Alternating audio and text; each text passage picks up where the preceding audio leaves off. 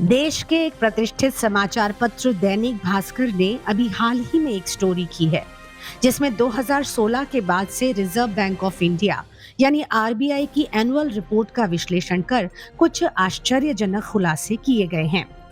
इस रिपोर्ट में सबसे चौंकाने वाली बात ये निकलकर सामने आ रही है कि 9.21 लाख करोड़ रुपए की रकम देश के मनी सर्कुलेशन से गायब हो गई है।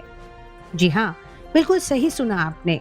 9.21 लाख करोड़ रुपए की रकम मनी सर्कुलेशन से गायब है। रिजर्व बैंक ऑफ इंडिया की नोटबंदी पीरियड से लेकर अब तक की ताजा 2021-22 तक की एनुअल रिपोर्ट बताती है कि आरबीआई ने 2016 से लेकर अब तक 500 और 2000 के कुल 6,849 करोड़ करेंसी नोट छापे थे। उनमें से 1,680 करोड़ से ज्यादा करेंसी नोट सर्कुलेशन से गायब हैं। इन गायब नोटों की वैल्यू 9.21 लाख करोड़ रुपए बताई गई है। इन गायब नोटों में वो नोट शामिल नहीं हैं जिन्हें खराब हो जाने के बाद आरबीआई ने नष्ट कर दिया था।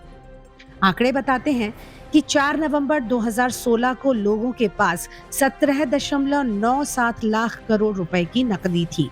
उसके बाद से आज तक जो मुद्रा छापी गई है उसका मूल्य 32 लाख करोड़ के आसपास है। तो ये पैसा आखिर मार्केट में नजर क्यों नहीं आ रहा?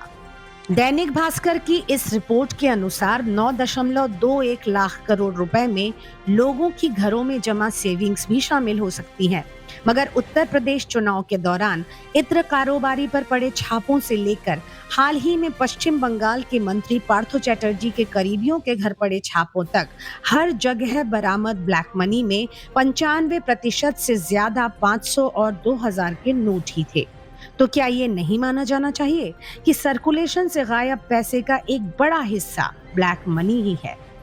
आरबीआई के अधिकारी मानते हैं कि काला धन जमा करने में सबसे ज्यादा इस्तेमाल बड़े डिनोमिनेशन के यानी 500 और 2000 के नोटों का होता है।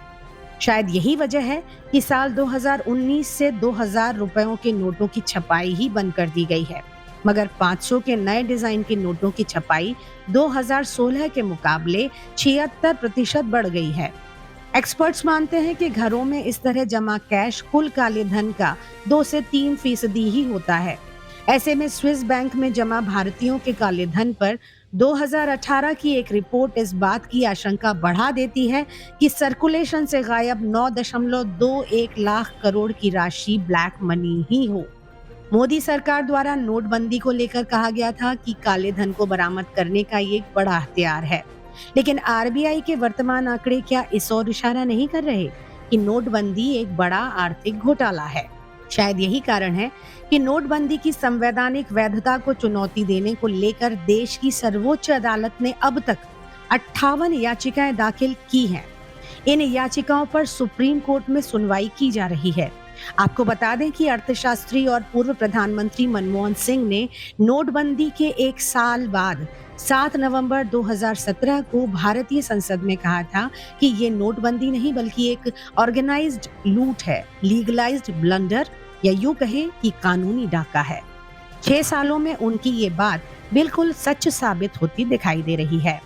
ब्यूरो रिपोर्ट, TV19, आपकी आवाज।